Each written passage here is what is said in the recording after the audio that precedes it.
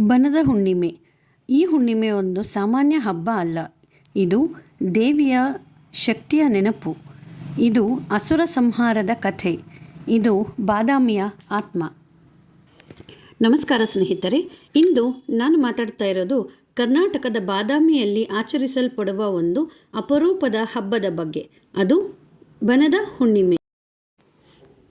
ಈ ಹಬ್ಬವನ್ನು ಏಕೆ ಆಚರಿಸಲಾಗುತ್ತದೆ? ಇದರ ಹಿಂದಿರುವ ಕಥೆ ಏನು? ಇದು ಕೇವಲ ಹಬ್ಬವೇ ಅಥವಾ ಇತಿಹಾಸವೇ? ಇವತ್ತು ಸಂಪೂರ್ಣವಾಗಿ ನಾವು ತಿಳಿದುಕೊಳ್ಳೋಣ. ಹಿಂದಿನ ಕಾಲದಲ್ಲಿ ಕಲ್ಲು ಗುಹೆಗಳು ಮತ್ತು ಪರ್ವತಗಳಿಂದ ಆವರಿಸಲ್ಪಟ್ಟಿದ್ದ ಬಾದಾಮಿ ಎಂಬ ಪುಟ್ಟ ಊರಿನಲ್ಲಿ ಜನರು ಭಯದಿಂದ ಬದುಕುತ್ತಿದ್ದರು.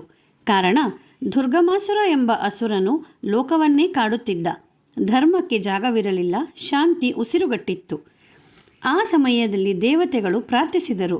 ಪ್ರಾರ್ಥನೆಗೆ ಉತ್ತರವಾಗಿ ಪಾರ್ವತೀ ದೇವಿಯ ಉಗ್ರ ರೂಪವಾದ ಬನಶಂಕರಿ ದೇವಿ ಅರಣ್ಯದಲ್ಲಿ ಅವತಾರ ತಾಳಿದಳು.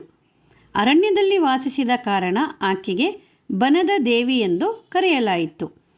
ದೇವಿಯು ದುರ್ಗಮಾಸುರನನ್ನು ಸಂಹರಿಸಿ ಲೋಕಕ್ಕೆ ಶಾಂತಿ ತಂದಳು.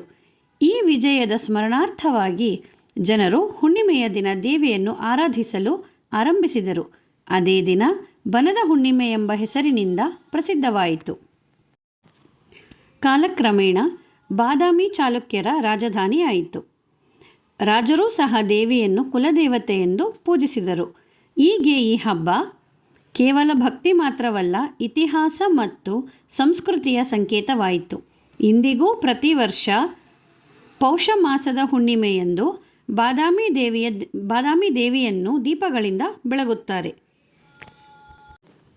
ಈ ದಿನ ದೂರದೂರಿನಿಂದ ಸಾವಿರಾರು ಭಕ್ತರು ಬಾದಾಮಿ ಮತ್ತು ಬನಶಂಕರಿ ದೇವಾಲಯಕ್ಕೆ ಬರುತ್ತಾರೆ.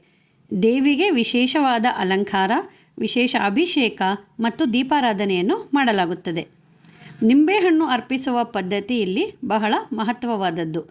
ಇದು ದುಷ್ಟಶಕ್ತಿಗಳನ್ನು ದೂರ ಮಾಡುವ ಸಂಕೇತ.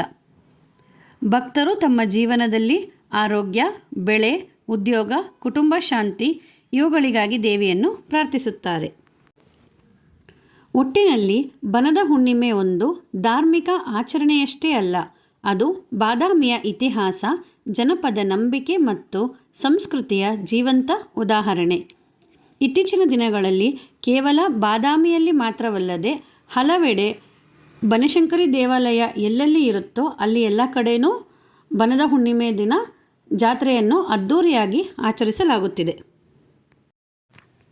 ಇದೇ ರೀತಿ ಹೆಚ್ಚಿನ ಮಾಹಿತಿಗಾಗಿ ನನ್ನ ಚಾನಲ್ನ ಸಬ್ಸ್ಕ್ರೈಬ್ ಆಗಿ. ಧನ್ಯವಾದಗಳು.